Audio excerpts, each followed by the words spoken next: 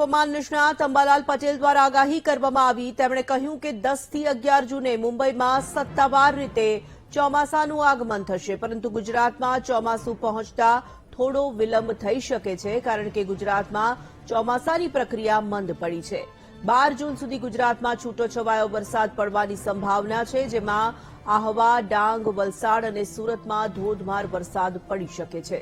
તો ગીર સોમનાથ, જૂનાગઢ અને અમરેલીમાં પણ વરસાદની સંભાવના છે।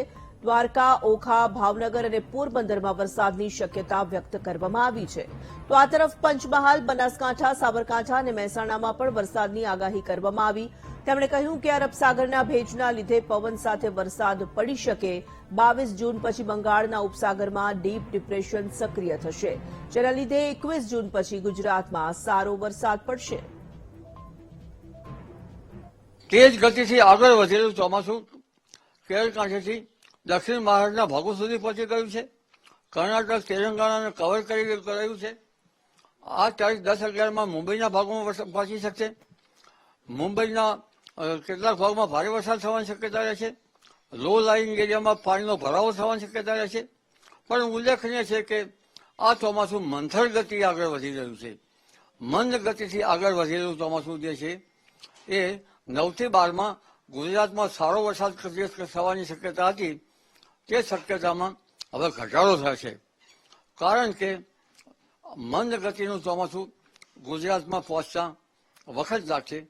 15-20 જૂન સુધી ચોમાસું પહોંચશે, પણ આ ચોમાસું જે નિરંતર ચોમાસાના ભાગરૂપે હતું તેવું નહીં રહે।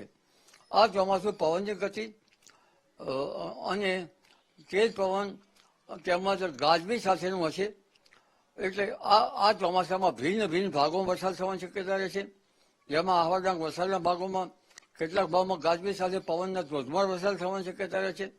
દક્ષિણ સૌરાષ્ટ્રના ભાગોમાં પણ વરસાદ થવાની શક્યતા રહેશે।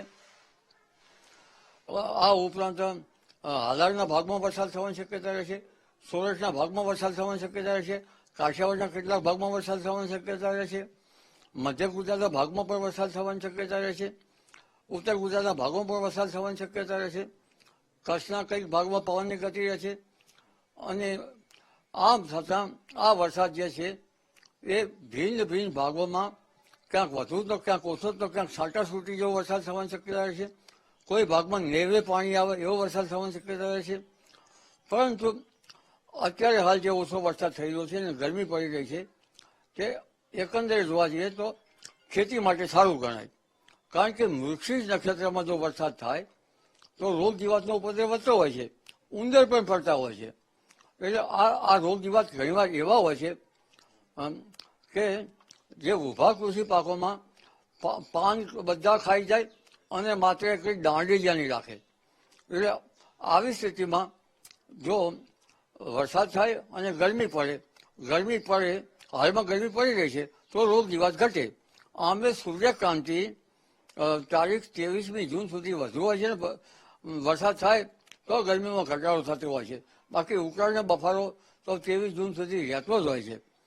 એટલે હાલમાં જે મૃગશીર્ષ નક્ષત્રમાં વરસાદ વધુ ન થાય, કોઈ ભાગમાં થાય તો સારું ગણાય, કારણ કે આ નક્ષત્રનું પાણી સારું ગણાતું નથી।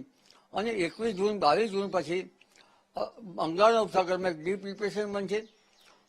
અરબ સાગરમાં પણ 17 થી 19માં એક હલચલ જોવા મળશે અને લગભગ ગંગા જમુના મેદાનો દેશના ભાગોમાં લો પ્રેશર બનશે। કેટલાક ભાગમાં વેલમાર લો પ્રેશર બનશે। એ અરબ સાગરનો ભેજ અને બંગાળ ઉપસાગરનો બે ભેજ અથડાઈ પડતા 21, 22, 23 આદ્રા નક્ષત્રમાં સારો વરસાદ થવાની શક્યતા રહેશે। પૂર્વ ભારતમાં સારો વરસાદ થવાની શક્યતા રહેશે। પૂર્વ ભારતના કેટલાક ભાગમાં નદીઓમાં હળવા પૂરની પણ સ્થિતિ રહેશે। લગભગ દેશના મહદ ભાગોમાં વરસાદ થવાની શક્યતા રહેશે આદ્રા નક્ષત્રમાં। અને આમે જુલાઈ, ઓગસ્ટમાં તો દેશના ઘણા ભાગમાં વરસાદ થતો હોય છે। કોઈ ભાગમાં તો એકાએક 15 ઇંચ કે 20 ઇંચ જેટલો પણ વરસાદ ખાબકી શકતો હોય છે જુલાઈ, ઓગસ્ટમાં। અને આ વખતે લાનિયોની અસરથી હોવાથી સપ્ટેમ્બરમાં પણ સારો વરસાદ થવાની શક્યતા રહે છે। પરંતુ તે પૂર્વે અત્યારે ગણીએ તો જે આદ્રા નક્ષત્રમાં વરસાદ થવાનો છે તેથી ખેતી પાકો સારા થવાની શક્યતા રહેશે। અને આ વિલંબકારી ચોમાસું ખેડૂતો માટે ફાયદાકારક પણ ગણાય છે, ગરમી ઈષ્ટ પડી રહી છે. એ બફારો અસહ્ય હોવા છતાં આ ગરમીના કારણે જે નીકળતા કોસેટા અને ઈયળો એના ઉપર કંઈક અંશે જે લગભગ નિયંત્રણ થઈ શકે. એટલે હવે ધીરે ધીરે પવનની ગતિ સાથે આ વરસાદ રહેશે, પણ ચોમાસું જે છે એ મંથર ગતિથી આગળ વધતા વિલંબકારી ચોમાસું રહેશે અને 12 થી 15માં જે સેચ્યુરેટેડ ચોમાસાની ગતિવિધિ હતી તે હવે થવાની શક્યતા ઓછી રહેશે. અલબત્ત ચોમાસું ભિન્ન ભિન્ન ભાગોમાં તો પવનની ગતિ તેજ પવનના સાથે ગાજવી સાથે થવાની શક્યતા રહેશે.